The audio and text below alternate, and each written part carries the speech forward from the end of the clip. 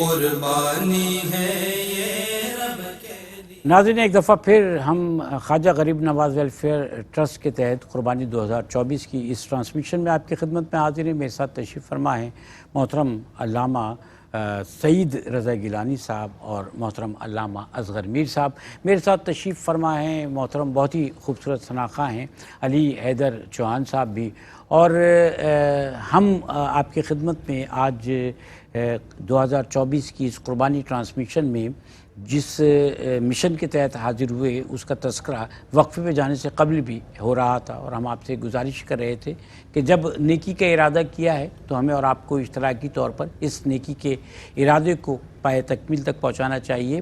اس وقت جیسے کہ تذکرہ ہو رہا تھا کہ ہمارے یہاں بہت ساری ایسی شاپس بھی ہیں کہ جہاں پر صحت مند گوشت میسر نہیں ہوتا پیسے دے کر بھی، لیکن جب قربانی کا موقع ہوتا ہے تو قربانی کے موقع پر ان لوگوں تک بھی کہ جو غریب غربا ہیں یا جو افورڈ نہیں کر سکتے، ان تک بھی صحت مند طریقے سے اچھا صاف ستھرا بہترین صحت مند جانوروں کا جنہیں کوئی بیماری نہیں ہوتی یا گوشت میں کوئی خرابی نہیں ہوتی، وہ گوشت ان کو فراہم کیا جاتا ہے۔ اس کے ساتھ ساتھ ان کے لیے دسترخوان دراز کیا جاتا ہے جس پر ان کی دعوت کی جاتی ہے، ان کے لیے باربیکیو پارٹیز کی جاتی ہیں، اور وہی پھر بات کہ جہاں انہیں گائے کا گوشت فراہم کیا جاتا ہے وہیں ان کے لیے بکرے کے گوشت کا بھی اہتمام ہوتا ہے۔ ایسی بہت ساری فیملیز ہیں کہ جو لوگ آ کر باقاعدہ لکھوا کر جاتے ہیں کہ ہمارے گھر کوئی پیشنٹ موجود ہے اور اس کو ڈاکٹر نے گائے کا گوشت بکرے کا گوشت کھانے کے لیے کہا ہے۔ آپ یقین کیجیے ایسی صورتحال ہے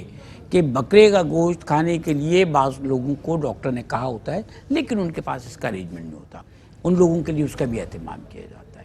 یہ سب آپ اور ہم مل کے کرتے ہیں، اور ہم چاہتے ہیں کہ اس سال بھی ہم اور آپ مل کر ایسا ہی کچھ کریں۔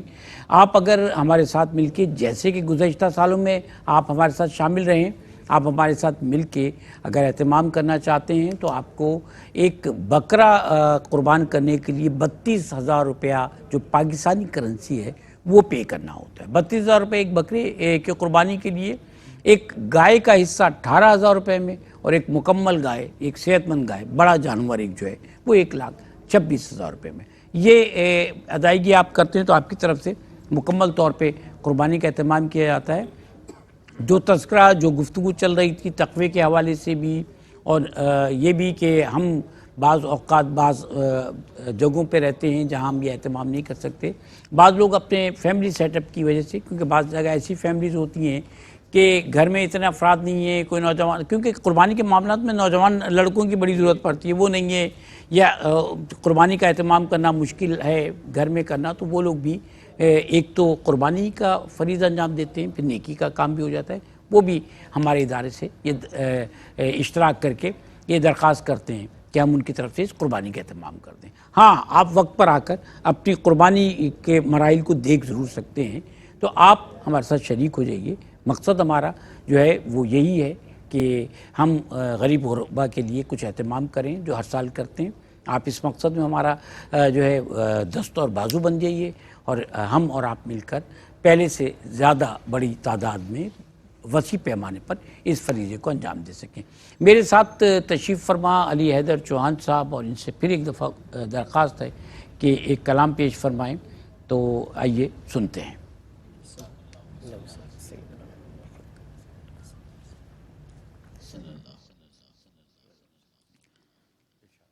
ایک میں ہی نہیں ان پر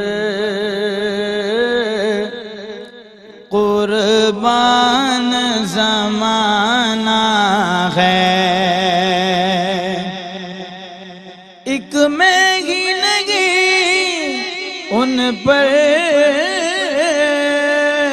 قربان زمانہ ہے،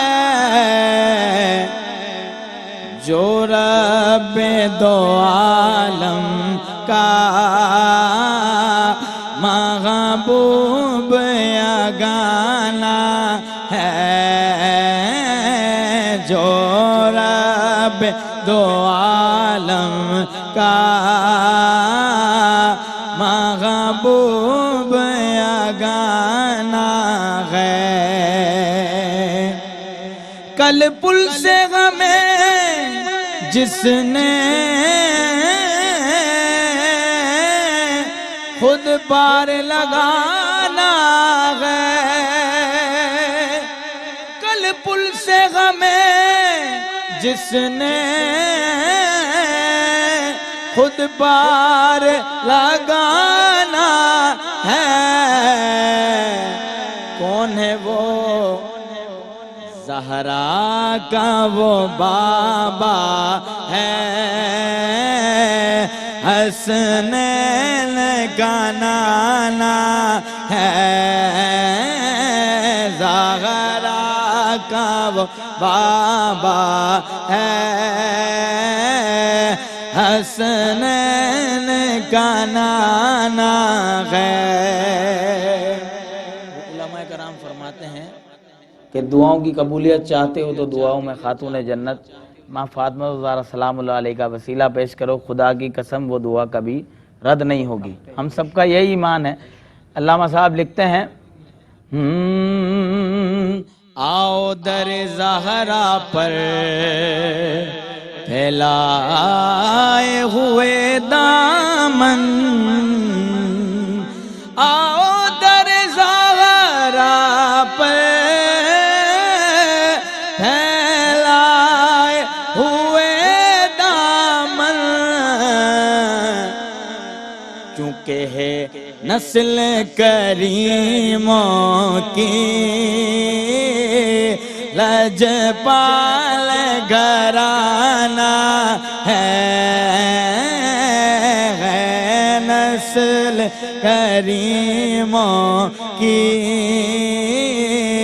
لجپال گھرانہ ہے، وہ لجپال گھرانہ ہے، آقا کا لجپال گھرانہ ہے، لجپال گھرانہ ہے۔ لوگ مشکل میں زمانے کی طرف دیکھتے ہیں، لوگ مشکل میں زمانے کی طرف دیکھتے ہیں، ہم محمد کے گھرانے کی طرف دیکھتے ہیں، کیونکہ لجپال گھرانہ ہے، وہ لجپال گھرانہ ہے، وہ لجپال گھرانہ ہے۔ یہی تو پانچ ہیں مقصود کائنات، خیر النساء حسین و حسن مصطفیٰ علی، لجپال گھرانہ ہے، وہ لجپال گھرانہ ہے۔ محروم کرم اس کو رکھیے نہ سر محشر، محروم کرم اس کو رکھیے نہ سر محشر، جیسا نصیرہ سائل تو پرانا ہے، ایک میں ہی نہیں ان پر قربان زمانہ ہے، ہاں وہ لجپال گھرانہ کیا بات، سبحان اللہ سبحان اللہ۔ محترم علامہ اظہر میر صاحب، ابھی ہم نے تقوی کے حوالے سے بات کی تاکہ ہمیں یہ پتہ چل سکے کہ تقوی جو ہے اس کا قربانی کے فریضے کی ادائیگی کے دوران ان تمام معاملات میں کیا اہمیت ہے۔ اب بات یہ ہے کہ آپ قربانی کا گوشت جو ہے وہ کس کو دیتے ہیں؟ آپ قربانی کا جانور خرید کے لے کر آتے ہیں تو وہ فربا ہے یا وہ کمزور ہے، آپ کے وسائل کیا ہیں، ان کا استعمال آپ نے کیسے کیا، یہ سارے معاملات جو ہیں یہ نیتوں پر ڈیپینڈ کرتا ہے یہ سب کچھ۔ نیت کی کیا اہمیت ہے وہ بتائیے. دیکھیں شاہد بھائی بات یہی ہے کہ علامہ صاحب نے بھی کہی نا کہ تقوی ایسا ہے کہ جس میں آپ کی نمائش نہ ہو. جی ہاں. اچھا تقوی کے بارے میں یہی ہے کہ کہا گیا کہ تقوی کے جو ہے معنی ہے ڈرنا. پوری جتنی بھی قربانی کے لوازمات ہیں، قربانی کے جتنے بھی معاملات ہیں، قربانی کا جانور لینا، اس کو لانا، اپنے رزق کے معاملات سے تمام چیزوں کو کرنے کے مطابق تقوی جو اصل وہ چیز ہے کہ سب کچھ دکھتا ہے. قربانی کا جانور آپ لے کر آئیں، جانور کو کھلا رہے ہیں، اس کی خدمت کر رہے ہیں، پھر اس کو ذبح کر رہے ہیں، قربان کر رہے ہیں، پھر اس کا وہ تمام چیزیں جو ہیں وہ لازمات ہے. اصل جو تقوی جو ہے وہ یہ ہے کہ جو نہیں دکھ رہا ہے وہی تقوی ہے. وہ جو ہے نیت ہے آپ کی. جو نہیں دکھ رہا ہے، نہیں جو دیکھنے والی چیز ہے، وہ اصل نیت جو تمہاری ہے اس کو کہتے ہیں تقوی. جو تمام چیزیں آپ کی دکھ رہی ہیں وہ تمام چیزیں لازمات ہیں، لیکن جو نہیں دکھ رہی ہے یعنی کہ نیت ایک واحد چیز ہے جو انسان کی نہیں دکھتی، جو صرف رب دیکھتا ہے، وہی جو ہے وہ تقوی ہے. اچھا نیت کے حوالے سے میں ایک بات عرض کرتا ہوں گیلانی صاحب کہ ہمیں یہ حکم دیا گیا کہ نماز پڑھو تو ایسے پڑھو کہ جیسے آپ اللہ تعالیٰ کو دیکھ رہے ہیں، یا پھر ایسے کہ اللہ تعالیٰ آپ کو، یہ احسان کے زمرے میں حضرت جبریل علیہ السلام جب تشریف لائے، یا اللہ تعالیٰ جو ہے وہ آپ کو دیکھ رہا ہے. ہم میں سے بہت سارے لوگ یہ سمجھتے ہیں کہ ہمارا جو ہے یہ جو یقین کا یہ ایک پہلو ہے عملی طور پر ہماری زندگی میں یہ موجود نہیں ہے. ہم میں سے اکثر لوگ یہ سمجھ رہے ہوتے ہیں کہ ہم بڑی کوشش بھی کر لیتے ہیں تو ہم یہ نہیں سمجھ پاتے کہ اللہ ہمیں دیکھ رہا ہے ہمارے معاملات، جبکہ ہماری زندگی میں عملی طور پر یہ چیز موجود ہے. اس کی میں مثال دیتا ہوں کہ میرا روزہ، آپ کا روزہ ہے اور آپ ایک اکیلے کمرے میں موجود ہیں. کیا وجہ ہے کہ آپ کچھ نہیں کھاتے؟ کوئی نہیں دیکھ رہا ہے، کھانا موجود ہے، آپ کیوں نہیں کھاتے؟ کیوں نہیں کھاتے؟ اس لیے نہیں کھاتے کہ آپ کو یقین ہے کہ اللہ دیکھ رہا ہے. ڈر ہے. ہماری زندگی میں عملی طور پر یہ یقین موجود ہے. جہاں ہمیں اس بات کا احساس ہو جائے نا کہ کچھ یقین ہمارے اندر موجود ہے تو ہم اس یقین پہ قائم ہو جائیں گے. ہم روزہ رکھتے ہیں اللہ کی رضا کے لیے. اللہ تعالیٰ نے کہا نا کہ اس کا ثواب میں دوں گا، یہ تو تعین نہیں ہوا کہ اس کا ثواب کتنا ہے. تو اسی جتنا ایمان اور احتساب کے ساتھ، تقوی کے ساتھ ہے، تو یہ یقین ہماری زندگی میں. اسی طرح ایک شخص جماعت میں موجود ہے اور وہ اٹھ کر چلا جاتا ہے دوبارہ وضو کرنے، اللہ دیکھ رہا ہے. بہت ساری چیزیں ہماری زندگی میں ایسی ہیں عملی طور پر کہ جہاں ہمارے اندر یہ یقین موجود ہے کہ وہ دیکھ رہا ہے. کہ آپ گھر میں اکیلے ہیں، فجر کا وقت ہوتا ہے، وہ تو کہا گیا ہے نا منافق کی پہچان یہ ہے کہ فجر اور عشاء کی نماز کے لیے کہا گیا ہے، بھاری ہے اس پہ. تو ایک شخص گھر میں موجود ہے، کوئی نہیں ہے، فجر کا وقت ہوتا ہے تو اٹھتا ہے، وضو کرتا ہے، جانماز بچھاتا ہے، نماز پڑھ لیتا ہے. کیوں پڑھتا ہے؟ اس لیے پڑھتا ہے کہ ہمارا کنیکشن ہے، بڑا قریب کا کنیکشن ہے ہمارا، ہماری زندگی پہ اس کا اثر ہے. نماز کو اسی خشوع و خضوع کے ساتھ پڑھ رہا ہے کیونکہ اس کو پتہ ہے. سبحان اللہ.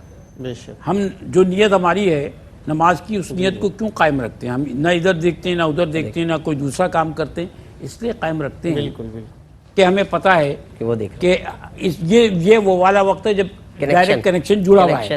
ایسا ہی نا کہ اگر پتہ چل جائے بندے کو کہ وہ جب نماز کی حالت میں ہے، نیت کی حالت میں ہے، تو اگر اس کو پتہ چل جائے اس کی فضیلت تو وہ کبھی نیت ختم ہی نہ کرے. یہی ہے نا. تو ہماری زندگی میں یہ نیت جو ہے، نیت اور یہ نیت ہی تو یقین ہے، وہ تقوی، اس کی بڑی اہمیت. بے شک. یعنی ہم اگر یہ کہیں کہ نیت اور توکل بن کر یہ یقین بنتا ہے، نیت اور توکل مل کر یہ یقین بنتا ہے، سبحان اللہ. تو پھر میرے خیال میں جو ہے وہ بات سمجھ میں آتی ہے. سر مجھے یہ بتائیے کہ ہم نے جانور کی نسبت سے بات کی، بہت سارے لوگ ایسے ہیں کہ جو پیسہ خرچ کرتے ہوئے ڈرتے ہیں. ویسے تو خیر ہمیں بتا دیا گیا کہ اولاد کو، قرآن حکیم میں ہے کہ اولاد کو، اپنی اولاد کو قتل نہ کرو، خوف سے، اس خوف سے کہ وہی معاشی طور پہ رزق کے خوف سے.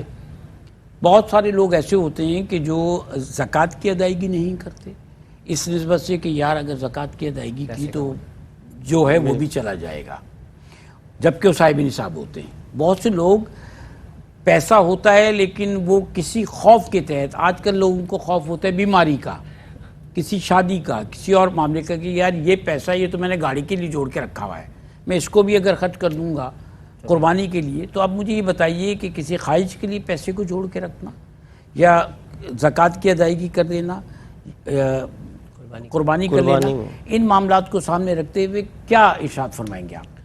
دیکھیے، جہاں اگر ہم زکوٰۃ کی بات کریں یا قربانی کی، اللہ تبارک و تعالیٰ کا جہاں بھی حکم ہے وہاں اگر ہمارا بظاہر مال خرچ ہو رہا ہے تو چونکہ اللہ کے حکم پر ہو رہا ہے تو اللہ تبارک و تعالیٰ کا تو قرآن مجید میں وعدہ ہے کہ اگر میری راہ میں 1 روپیہ خرچ کیا جائے، اس کی مثال جو قرآن مجید میں بیان کی گئی، فرمایا اس کی مثال ایسی ہے جیسے ایک بیج کوئی زمین میں بوتا ہے، کیا بات ہے، اور پھر اس سے جو ہے 7 بالیاں نکلتی ہیں اور ہر بالی میں 100 دانے نکلتے ہیں، کیا بات، اور اللہ تبارک و تعالیٰ اس سے بھی زیادہ عطا فرماتا ہے۔ یہ تو مثال قرآن مجید نے بیان فرمائی ہے۔ اچھا، ہم اس کی باریکی کو یوں بھی سمجھ سکتے ہیں، صرف اگر ہم زکوٰۃ کا پہلو بھی لے لیں، دیکھیں زکوٰۃ میں بھی انسان ڈرتا ہے کہ اتنا مال میرا جو ہے وہ نکل جائے گا، کم ہو جائے گا۔ ہم اگر دیکھتے ہیں ہمارے معاشرے کے اندر، ایک آسان مثال اگر میں دوں کہ ایک فروٹ والا اپنے جب صبح پیٹیاں لے کر آتا ہے اور جب وہ سجاتا ہے تو جب وہ فروٹ اب نکالتا ہے پیٹی سے تو کچھ مال ایسا ہوتا ہے، کچھ فروٹ ایسا ہوتا ہے جس میں کچھ داغ لگا ہوا ہوگا، نشان ہوگا، گلا ہوا ہوتا ہے، گلا سڑا ہوا ہوا ہوگا، ہوتا ہے، خراب ہوتا ہے۔ جی بالکل، جی ہاں، تو وہ اس کو سامنے سجا کر کیوں نہیں رکھتا؟ اگر اس چیز کو دیکھا جائے، وہ اسے نکال کر سائیڈ میں رکھ لیتا ہے۔ اگر 10 کلو کی پیٹی ہے تو اس میں سے آدھا کلو یا 1 کلو اس کا مال اس نے جس پر داغ لگا ہوا ہے، خراب ہے، دبا ہوا جو بھی ہے، اس نے اسے نکال کر ایک طرف رکھ دیا۔ اگر وہ اسے اوپر سجا کر رکھے گا تو اس مال کی ویلیو ختم ہو جائے گی، کم ہو جائے گی، اس کی قیمت کم ہو جائے گی، کیونکہ جو دیکھے گا کہے گا یہ تو داغی سیب ہے، یہ تو داغی فروٹ ہے، تو اس کی ویلیو کم ہو جائے گی۔ بالکل اسی طرح آپ دیکھیے زکوٰۃ کے معاملے میں اگر ہم دیکھیں، کہا گیا کہ یہ مال کا میل ہے کہ اے بندے، تو یہ سمجھتا ہے کہ تیرا مال یہ جو نکل رہا ہے یہ تیرا مال کم ہو رہا ہے، نہیں، یہ ایسا ہے کہ جب مال سے میل ختم ہو گیا، جس طرح وہ آدھا کلو یا 1 کلو فروٹ الگ کرنے سے اس بقیہ کی ویلیو بڑھ گئی، اس کی قیمت بڑھ گئی، اسی طرح اللہ کے حکم کے مطابق جو مال خرچ کیا جائے بظاہر دیکھنے میں وہ کم ہو رہا ہے، لیکن اس کی برکت سے جو بقیہ مال ہے اس کی ویلیو، اس کا ثواب اللہ تبارک و تعالیٰ اور بڑھا رہا ہے، اور اس کی برکتیں بھی بڑھ رہی ہیں۔ اور مال وہی ہوتا ہے جو اللہ کی راہ میں خرچ کیا جائے، کیونکہ فرمایا گیا نا کہ مال کی 3 قسمیں جو بیان کی گئی، ابھی اس پر بھی ذکر ہو رہا تھا کہ ایک تو وہ ہے کہ جو انسان نے کھایا وہ ختم ہو گیا، جو اس نے پہنا وہ ایک مرتبہ بوسیدہ ہو گیا، لیکن جو اس نے اللہ کی راہ میں دیا ہے وہ ایسا مال ہے کہ جو باقی رہے گا، اور قیامت کے دن اللہ تبارک و تعالیٰ جب اس کا اجر دے گا، یہاں تک فرمایا گیا کہ انسان جو اللہ کی راہ میں خرچ کرتا ہے، جس طرح ایک شخص کوئی بیج بوئے اور اس کی دیکھ بھال کرتا ہے، وہ ایک تناور درخت بنتا ہے، اسی طرح اللہ تبارک و تعالیٰ انسان کے اس مال کو جو اللہ کی راہ میں خرچ کیا جائے اس کی پرورش کرتا ہے، اور وہ بڑھتا رہتا ہے، اور قیامت کے دن اس کا اجر و ثواب بہت زیادہ ہوگا۔ تو کسی بھی معاملے میں قربانی کا فریضہ ہو، اس میں یہ نہیں سوچنا چاہیے کہ اس میں ہمارا مال خرچ ہوگا، اللہ کے حکم کے مطابق خرچ ہو رہا ہے۔ انسان یہ سوچے، دینے والا بھی وہی ہے، بالکل، اور بتانے والا بھی وہی ہے کہ ایسے کر دو خرچ۔ بالکل بالکل۔ ناظرین کرام، ہمارے پاس دنیا بھر سے بے شمار ہمارے ایسے دیکھنے والے ہیں کہ جو ہم سے رابطہ کرتے ہیں، اور یہ جو قربانی کا سلسلہ ہے خواجہ غریب نواز ویلفیئر ٹرسٹ کے تحت 2024 میں بھی ہم قربانی کریں اشتراک اور اجتماعی طور پر، تو بہت سارے ہمارے ایسے ناظرین جو ہمارے جو ہے وہ ہاٹ لائن پہ فون کرتے ہیں، جو ہمارے لوکل نمبرز پہ فون کرتے ہیں۔ میں اس سے پہلے بھی عرض کر چکا ہوں کہ اب دنیا بھر میں جو ہمارے دیکھنے والے موجود ہیں، آج کل مختلف ایپس استعمال کر کے فون کیے جاتے ہیں، جو ISTD کال ہے نا، انٹرنیشنل کال، اب وہ ٹیلی فون سے کرنے کا طریقہ بہت کم رہ گیا ہے۔ تو بہت سارے ہمارے دیکھنے والے ایسے ہیں کہ جو ہمارے جو مقامی نمبرز ہوتے ہیں ان پہ کال کر کے ہمیں بتاتے ہیں کہ اہتمام ان کی طرف سے کیا کرنا ہے۔ ایسے بے شمار ہمارے دیکھنے والے ہیں۔ آپ سے بھی درخواست ہے کہ اگر آپ پروگرام میں کال نہیں کر سکتے، کسی ایسے ملک میں موجود ہیں جہاں سے آپ کسی لوکل نمبر پہ کال کر دیتے ہیں، نمبرز آپ کے سامنے موجود ہیں، تو آپ بلا شبہ فون کیجئے۔ ہماری ہاٹ لائن پہ بھی بہت سارے فون آتے ہیں، اور ہمارے بہت سارے دیکھنے والے جو ہیں وہ اپنی طرف سے بتاتے ہیں۔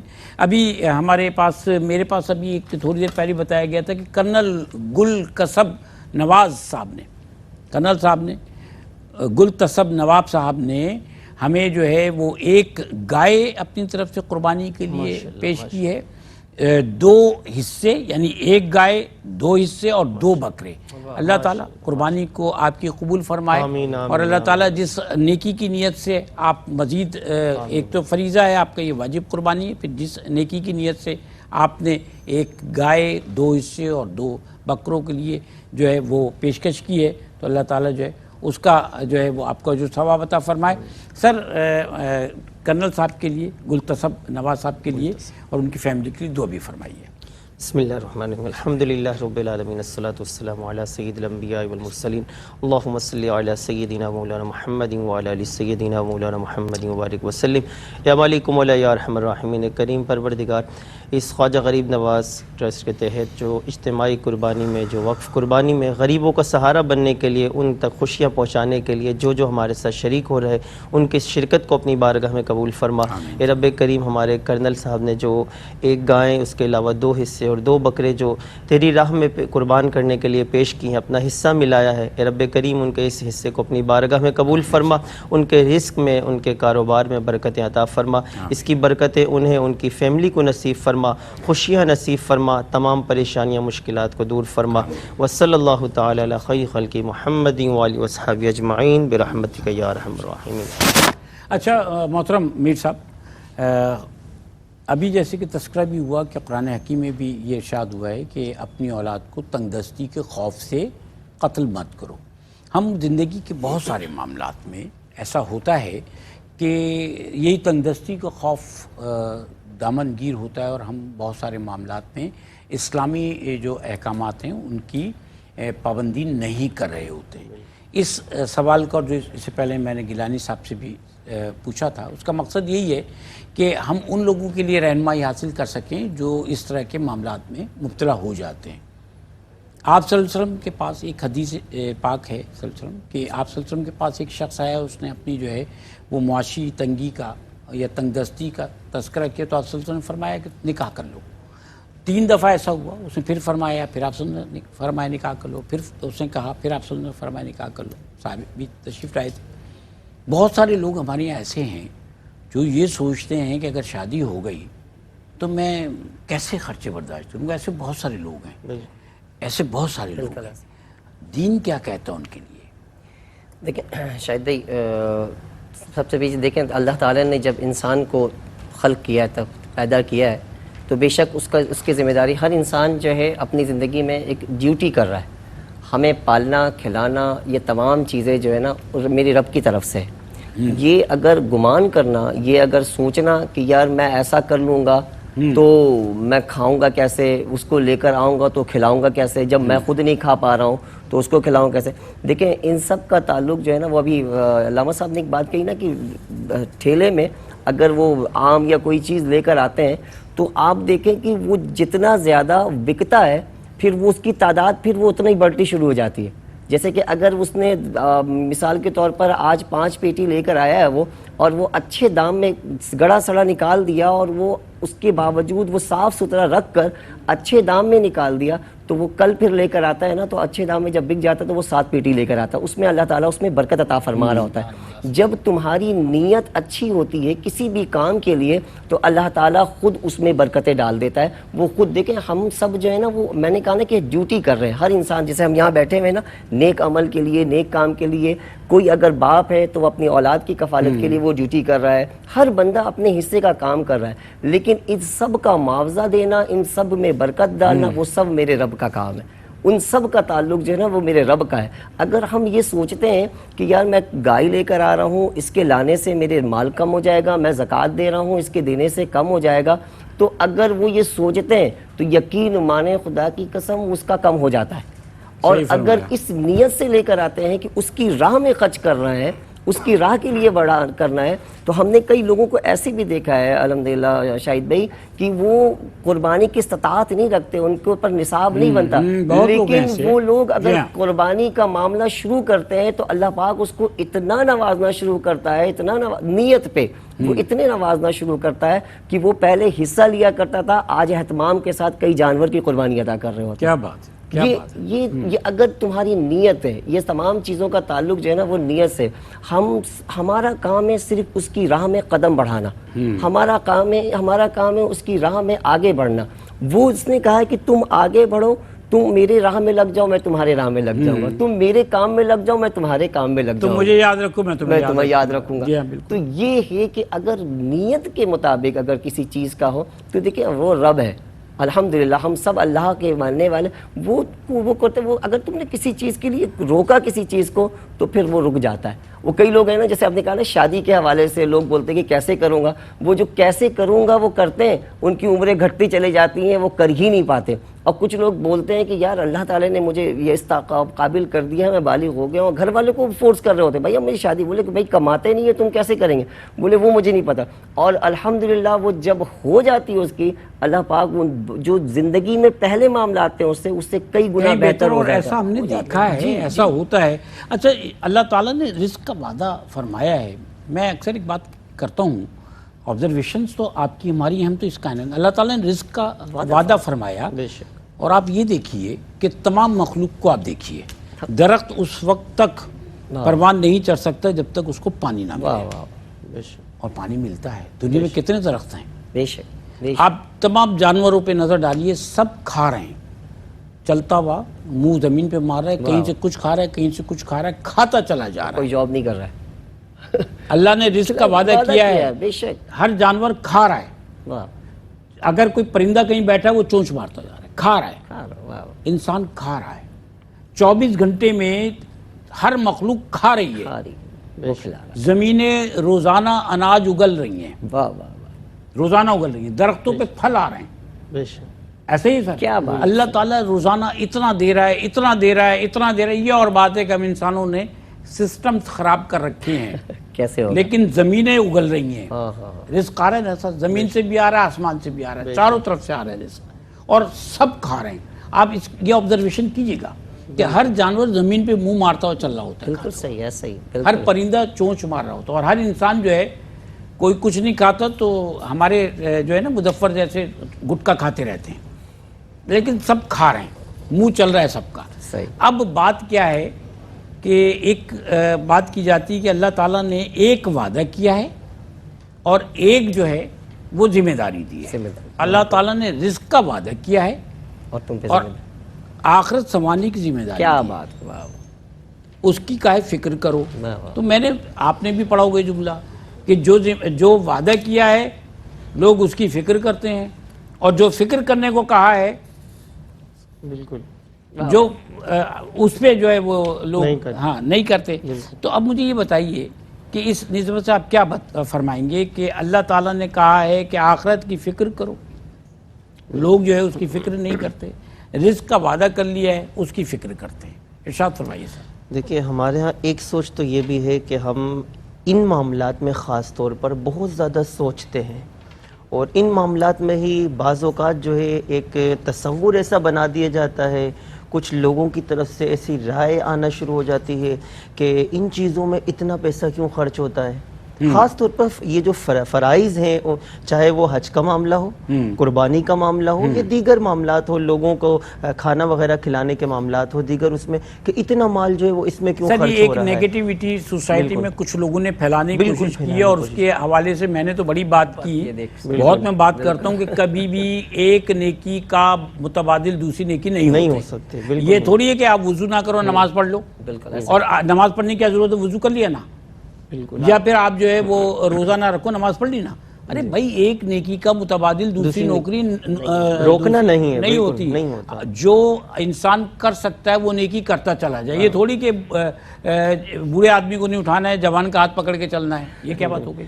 اچھا اس میں ہم اپنی ذات کے اعتبار سے نہیں دیکھتے، آپ دیکھیں انسان جو ہے، یہ لوگ جو اس طرح کی باتیں کرتے ہیں وہ اپنے استعمال کی چیزوں میں ہزاروں لاکھوں روپے خرچ کر رہے ہوں گے، وہاں پر یہ سوچ نہیں آتی، اور وہی لوگ فرائض کی پابندی کے لیے سوچ ان کے ذہن میں آ رہے ہیں۔ گیلانی صاحب بات کہیں اور چلی گئی، وہ سوال اپنی جگہ موجود ہے، میں آپ سے عرض کروں جو میری آبزرویشن ہے وہ یہ ہے کہ ہمارے یہاں شادی بیاہ کی رسوم ہوتی ہیں، اس میں کہا یہ جاتا ہے کہ ہم اپنی جو ہماری جو اقدار ہیں، مذہبی اقدار ہیں، ان کے مقابلے میں 80% ہم وہ رسوم ادا کر رہے ہوتے ہیں جو ہماری ہمارے دین مذہبی کا حصہ اقدار نہیں کے ہوتا۔ مطابق، بالکل۔ اور ان میں پیسہ بہت خرچ ہوتا ہے، بالکل پیسہ بے تحاشا خرچ ہوتا ہے، اس پہ کوئی کچھ نہیں کہتا۔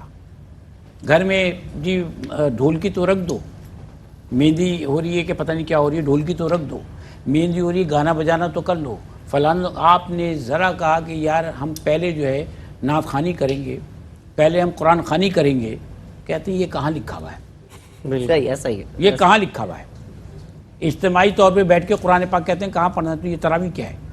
چلیں اس کو بھی چھوڑیے، قرآن نماز جب ہوتی ہے تو امام اجتماعی طور پہ کیا پڑھ رہا ہوتا ہے؟ بالکل قرآن پاک کی قرآن تلاوت بھی ہوتی ہے، تلاوت اس کے ہو رہی اندر۔ ہوتی ہے، اور قرآن پاک پڑھنے میں قباحت کیا ہے؟ سب مل کے اگر بیٹھ کے پڑھیں تو بالکل قباحت کیا ہے؟ برکت ہی برکت ہے، اسے کسی بھی طریقے کیا قباحت ہے نا؟ بلکہ مل کر بیٹھ کر قرآن حکیم کی تعلیمات کو ڈسکس کرنا، پڑھ لینا، یہ تو زیادہ بہتر کام ہے نا اپنے کی۔ اور چلیں سب کو بھی چھوڑ دیجئے، ایک وقت برائیوں سے بچ کر تو گزر گیا آپ کا، بے شک ایک اچھے ماحول میں آپ نے بیٹھ کے ایک اچھا کام تو کر لیا۔ تو ہمارے یہاں جہاں آپ ایسا کوئی کام کرنے جاتے ہیں نا، تو لوگ جو ہیں وہ وہاں فوراً یہ سوال کرتے ہیں کہاں لکھا ہوا ہے؟ تو ان سے پوچھیں، اس کی دلیل کہاں ہے؟ ان تو سے میں نے جی بالکل ہاں ان سے یہ پوچھیں کہ یار یہ جو ڈھولکی تم بجا رہے ہو یہ کہاں لکھا ہوا ہے؟ یہ جو تم پیسے لٹا رہے ہو یہ کہاں لکھا ہوا ہے؟ واہ واہ، تو بہت کچھ ہوتا ہے۔ تو اسی طرح سر آپ میرے سوال کے جواب دیجیے آپ، جو میں نے کیا تھا۔ اچھا، جو آپ کا بھی یہ سوال ہے نا اسی سے متعلق کہ ان معاملات میں جو یہ رقم خرچ کرنا، یہ پیسہ خرچ کرنا، اس میں بندہ اگر یہ سوچے کہ اس میں جو ہے میرا مال خرچ ہو جائے گا تو یہ میرے لیے کوئی مفلسی کا باعث بنے گا، ایسا ہرگز نہیں ہوتا۔ انسان کو حکم دیا گیا کہ اطیعوا اللہ واطیعوا الرسول، ہاں ہماری زندگی کا مقصد یہی ہے، اللہ تبارک و تعالیٰ کی اطاعت، اس کے رسول کی اطاعت ہے۔ آپ دیکھیے صحابہ کرام نے بھی تو اپنا جو یہ جذبہ ایثار، حضرت عثمان غنی رضی اللہ تعالیٰ عنہ کا آپ دیکھیں، پہلے جو ہے وہ 100 اونٹ بما ساز و سامان کے پیش کیے، پھر 200 اونٹ، پھر 300 اونٹ، یعنی اپنا مال حضرت ابوبکر صدیق رضی اللہ تعالیٰ عنہ نے اپنے گھر کا سارا مال لا کر نبی کریم صلی اللہ علیہ گھر میں وسلم کس کو چھوڑ کے اللہ اور اس کے رسول کو چھوڑا۔ تو یعنی یہ سوچ کیا صحابہ کرام کو یہ نہیں معلوم تھا کہ ہم کس طرح زندگی گزاریں گے، ہمارے لیے مشکلات؟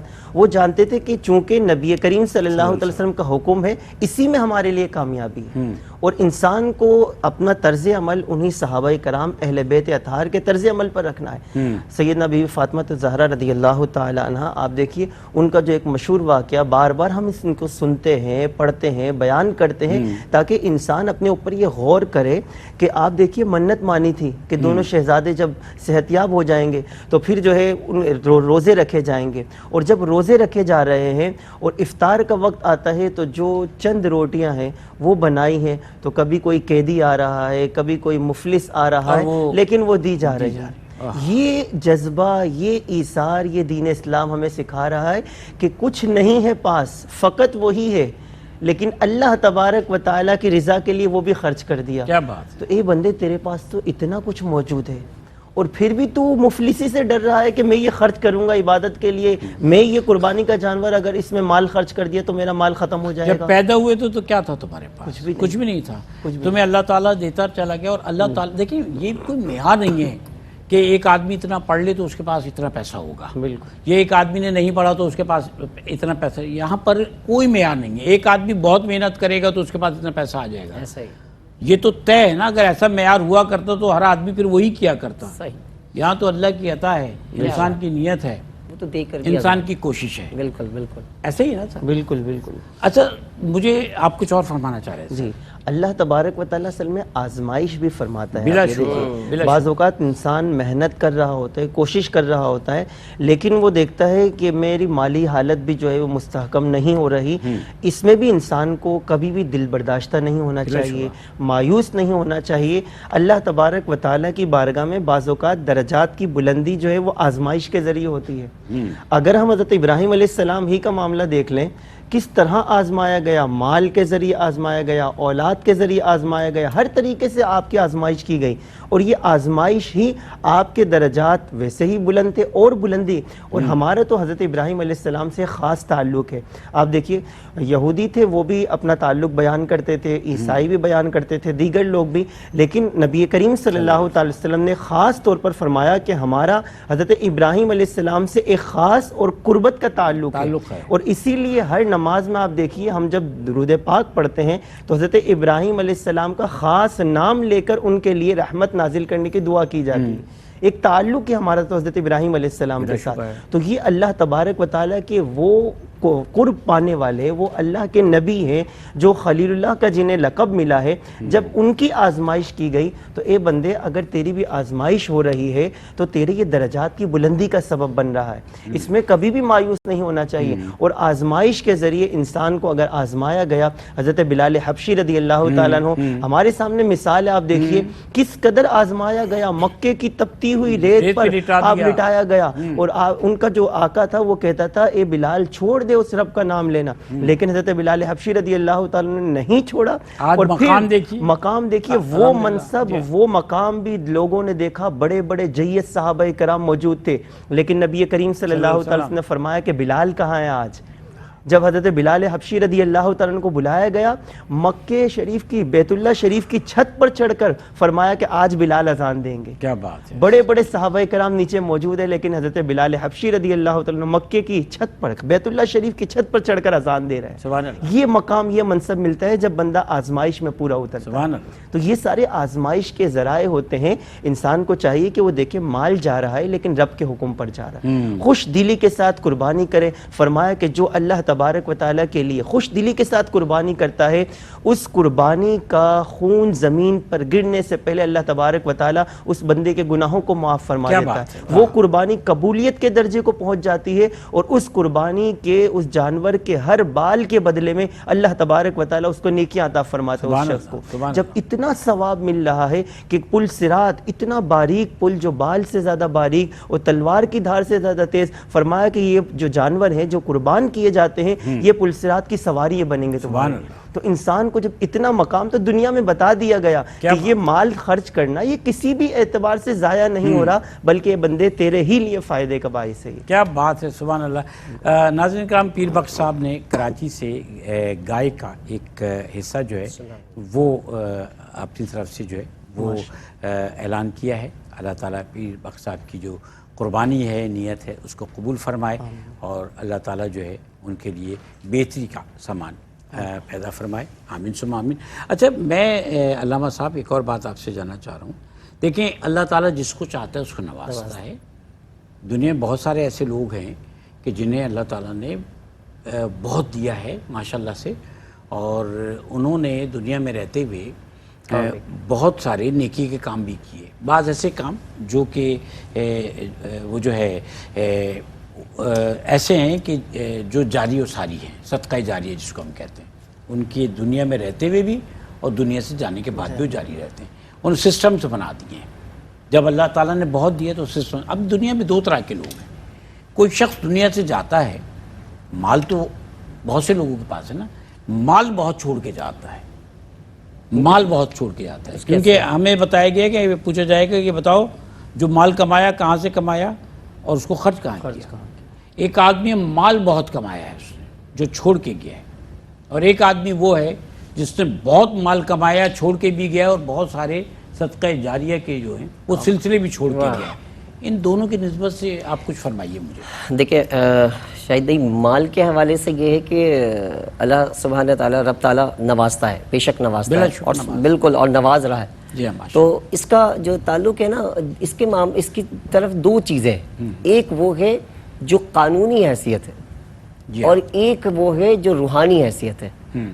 قانونی حیثیت میں یہ ہے کہ اگر اللہ تعالیٰ نے تمہیں رزق حلال عطا فرمایا اور بے حساب عطا, ظاہر سی بات ہے کہ جب تم اللہ کے لیے رزق کے حلال کے لیے تلاش میں نکلو گے تو اس میں اللہ پاک وسعت اور برکتیں عطا فرماتا ہے اور دیتا ہے, اور اسی کے مطابق وہ بندہ اس کو اپنی صاحب نصاب کے مطابق وہ زکوٰۃ کرنا, اللہ کی نیک راہ میں خرچ کرنا وہ بھی بڑھتا چلا جاتا ہے. تو اس کے مطابق اگر وہ قانونی طور پر پورا اتر کر وہ دنیا سے چلا جاتا ہے تو وہ وراثت جو ہے نا اس کے لیے وہ صدقہ جاریہ قیامت تک چلتا رہتا ہے. وہ وراثت. اچھا اس نے ویلفیئر پروجیکٹ شروع کیے ہوئے ہیں تو ہاں, تو یا نہیں کیے تو بھی نہیں کیے تو بھی دیکھیں دو چیزیں ہیں نا کہ ایک تو اس کی دولت اور ایک اس کی اولاد, یہ دونوں چیزیں اس کے لیے صدقہ جاریہ ہو رہا ہوتا ہے.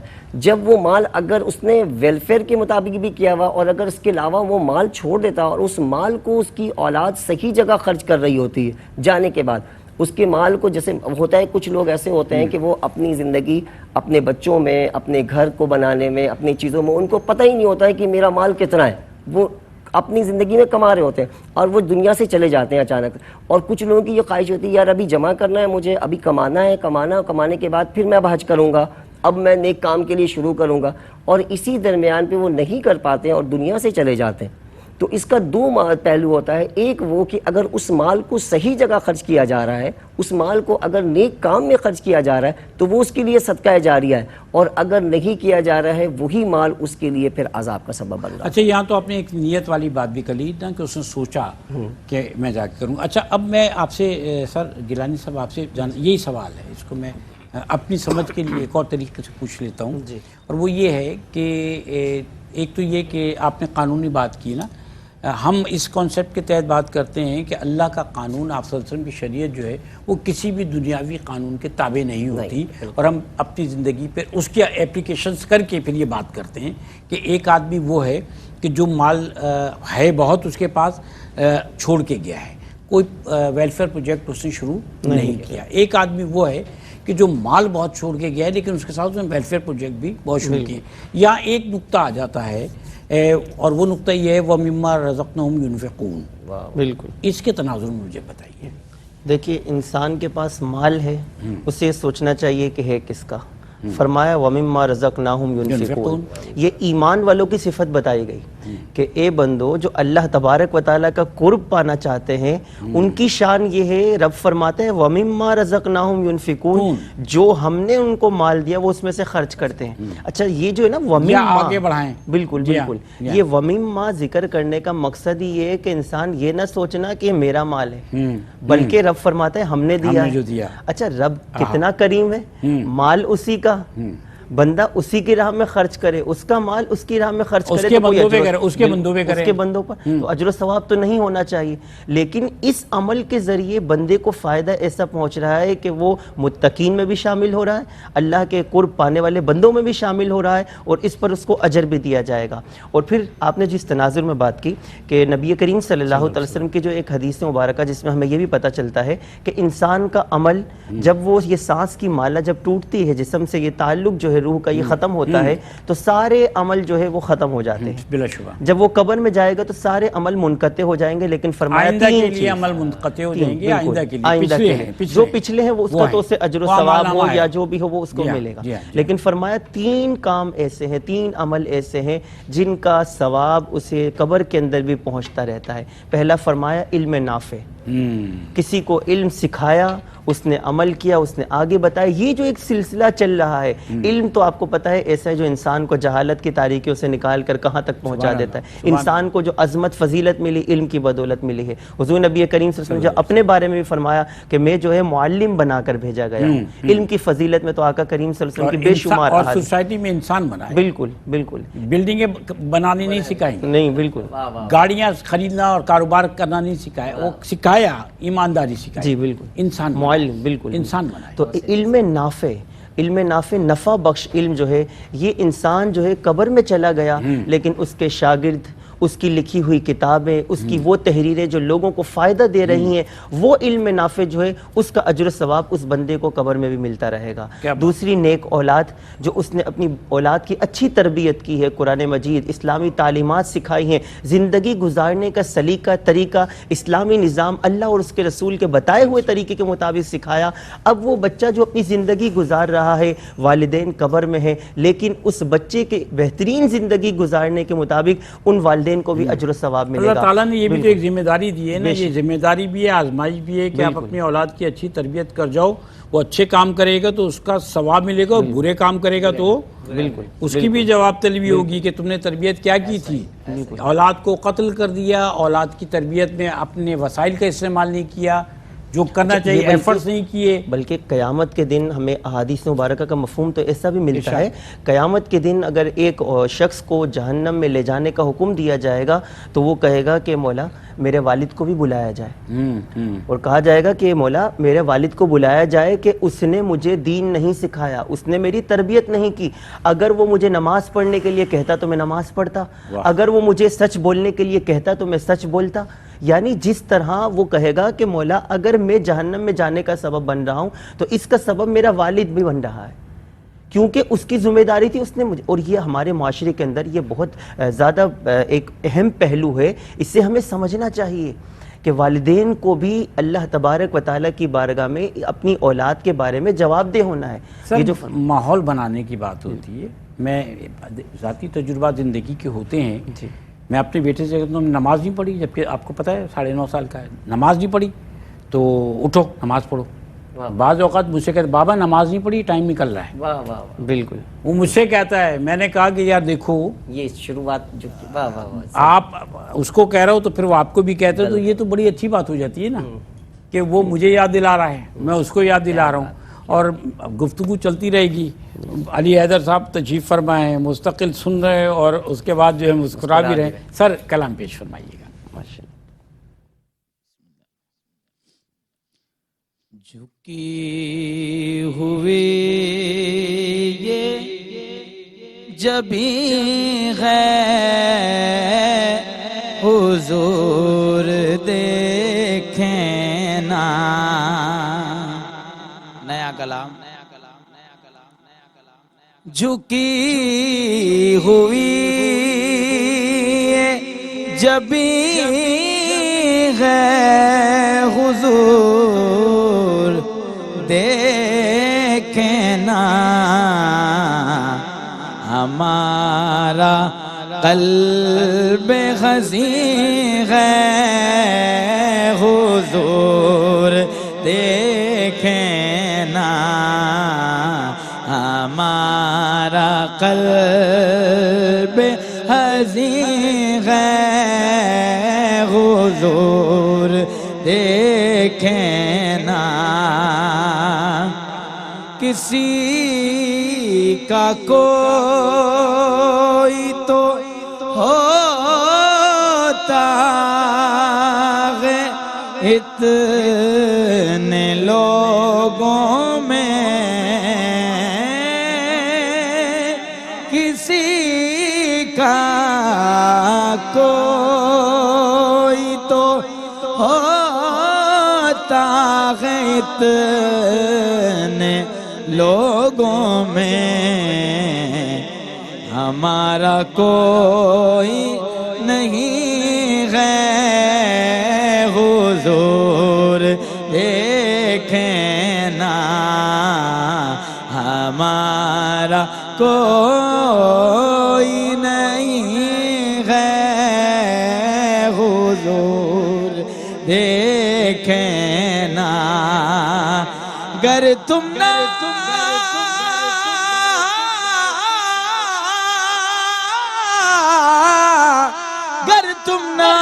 کرو گے تو نظر کون کرے گا، گر تم نہ سنو گے تو میری کون سنے گا، ہمارا کوئی نہیں ہے حضور دیکھنا. حضور کوئی نہیں آپ کے سوا میرا، حضور کوئی نہیں ہے آپ کے سوا میرا، حضور کوئی نہیں ہے حضور دیکھنا، حضور کوئی نہیں ہے حضور دیکھنا. اے گنبد خضرا کے مکی میری مدد کر، یا پھر یہ بتا کون میرا تیرے سوا ہے، ہمارا کوئی نہیں ہے دیکھیں نا ہمارا کوئی نہیں غیر حضور دیکھیں نا ہمیں نکالا گیا پہلے آسمانوں سے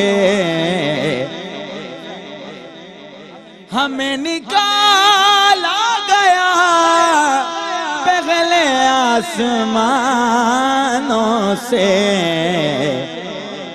وہ رب تنگ زمیں ہے حضور دیکھیں نا اور رب تنگ زمیں ہے حضور دیکھیں نا ایک بار اور طیبہ سے فلسطین میں ہمارا کوئی نہیں غیر حضور دیکھیں نا دل غزی کا فقط آپ کی نظر کے سوا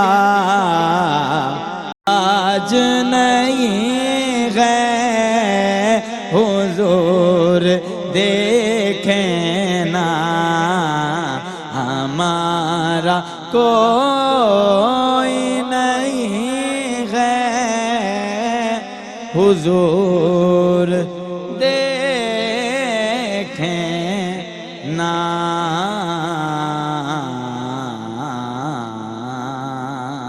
سبحان اللہ علی ماشاءاللہ بہت اچھا کلام ہے بہت اچھا کلام ہے نیا کلام ہے اور ماشاءاللہ بہت اچھا ناظرین کرام خواجہ غریب نواز ویلفیئر ٹرسٹ کے تحت بے شمار ایسے رفائی پروجیکٹس ہیں جو لوگوں کی فلاح و بہبود کے لیے شروع کیے گئے ہیں اور اکثر یہ بات میں آپ سے گزارش کرتا ہوں اور آپ کی خدمت میں عرض کرتا ہوں کہ رفائی کام فلاحی کام کبھی بھی کسی ایک مخصوص وقت یا کسی ایک مخصوص پیریڈ کے لیے نہیں ہوتا بلکہ جب آپ نیکی کے کام شروع کرتے ہیں تو نیکی کا کام کرنے کے لیے آپ کے پاس بے شمار مواقع ہوتے ہیں اور وہ لوگ خوش قسمت ہیں کہ اللہ تعالیٰ ان کو ایسے مواقع فراہم کرے کہ ان کے سامنے کام کرنے کے لیے نیکی کا کام کرنے کے لیے راستے موجود ہوں مواقع موجود ہوں اور اللہ تعالیٰ پھر اگر آپ کو وسیلہ بھی عطا فرما دیتا ہے یعنی کوئی نیکی کا کام کرنے کے ایک آدمی آپ کو نظر آتا ہے اس کے پاس لباس نہیں ہے اور اللہ تعالیٰ نے آپ کو اس حیثیت میں رکھا ہے کہ آپ اس کو لباس دے سکتے ہیں